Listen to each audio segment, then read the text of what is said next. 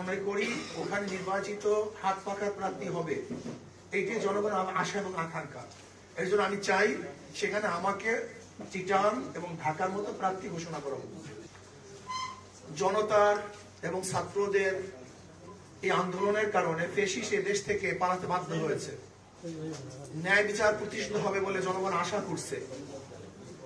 ইতিমধ্যেই দেখা যায় যে চিটাং এবং ঢাকায় প্রার্থীরা যারা ন্যায় বিচার পেয়েছিল না, তারা নতুনভাবে কেস করে আদালত থেকে নির্বাচিত হয়েছে। যখনই ঢাকা এবং চিটাংয়ে আদালত সেকেন্ড যে ছিল তাকে মেয়র হিসেবে ঘোষণা দিয়েছে, তখনই বাংলাদেশের উৎসুক জনগণ, এমনকি বরিশালের নাগরিকরা, আমাদের শ্রদ্ধাভাজন আমির সহ সবাই আমাকে পরামর্শ দিয়েছেন, নির্দেশ করেছেন যে আমরাও যদি আদালতে মামলা করি তাহলে ইনশাআল্লাহ অবশ্যই আমরা ন্যায় বিচার পাবো।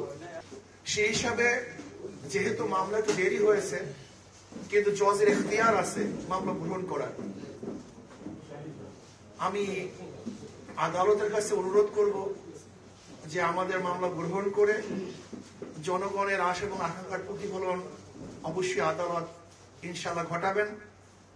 এর জন্য আমি জনগণকে বলবো যে যারা নাগরিক উৎসাহিত আদালতের রায় শোনার জন্য অপেক্ষমান, আপনারা রাস্তায় আগামী 5 তারিখ না আসার জন্য অনুরোধ করব। আদালতকে বিচারের সুযোগ দেওয়ার জন্য আপনাদের কাছে আমি জোর অনুরোধ করব। ইনশাআল্লাহ আপনারা অপেক্ষা করুন, অবশ্যই আদালত ন্যায় বিচার করবে বলে আমি বিশ্বাস করি।